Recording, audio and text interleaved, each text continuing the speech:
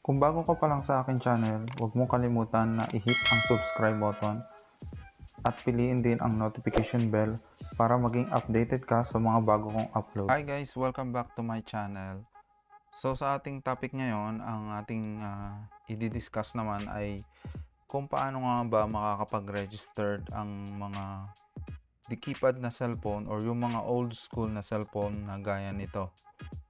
So ang ating unang option ay pwede kayong manghiram ng smartphone. I-input nyo yung number ng inyong di keypad na cellphone, then magsasend kayo ng OTP, and then i-verify nyo yung OTP na marireceive dun sa di keypad na cellphone. So in that way, magkakaroon kayo ng successful registration after ma-input nyo yung mga basic details na kailangan ng SIM registration. So yan yung unang option. So pwede kayong humiram ng smart mobile or smart cellphone sa mga relatives nyo or kung sino mang meron na pwede nyo mahiraman para lang ma-register yung mga di keypad nyo na cellphone. So ang pangalawang option naman guys ay pwede kayong gumamit ng laptop or PC, and then open kayo ng new browser, and then pupunta kayo doon sa SIM registration link. So yan, kung smart, pupunta kayo sa simregsmart.com.ph.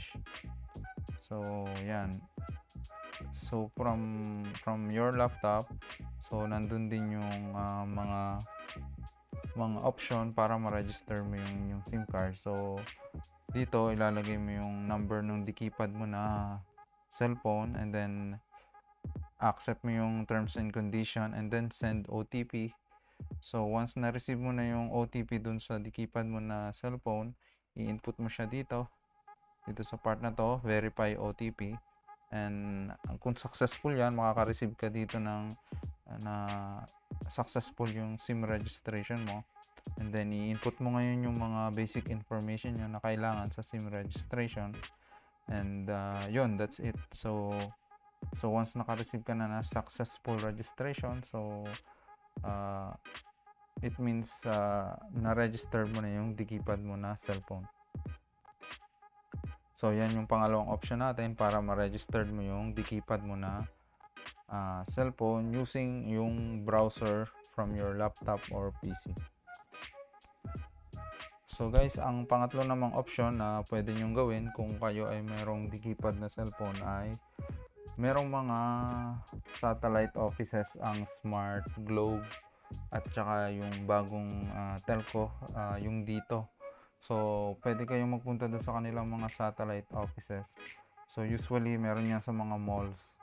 So once nandun kayo, and then and ang cellphone nyo ay yung di keypad, so pwede kayong magpa-assist doon, and then i-assist kayo para ma-register nyo yung inyong di keypad na cellphone ng safe using their devices doon sa mga satellite offices.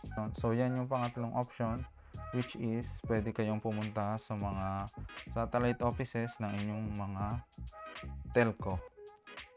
Okay, so yan ang tatlong option na may share ko sa inyo. Kung sakaling ang inyong cellphone ay di keypad pa rin, so una, pwede kayong humiram ng cellphone sa iba, and then input nyo yung inyong details doon. And then pangalawang option ay pwede kayong gumamit ng laptop or PC, and then ilagay nyo dun sa browser yung link ng SIM registration. Pwede na kayong mag-proceed para ma-register nyo yung SIM. And then yung pangatlo nga ay yung pwede kayong pumunta dun sa mga satellite offices ng inyong telco company, kung kayo Smart, Globe, or dito.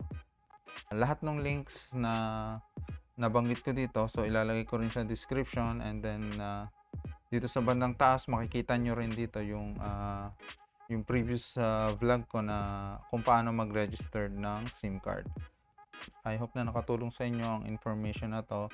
And then kung bago ko pa lang sa akin channel, please don't forget to like, comment, and subscribe na rin sa akin channel kung may oras ka. So hanggang dito na lang, and salamat sa panonood, and I'll see you on my next video.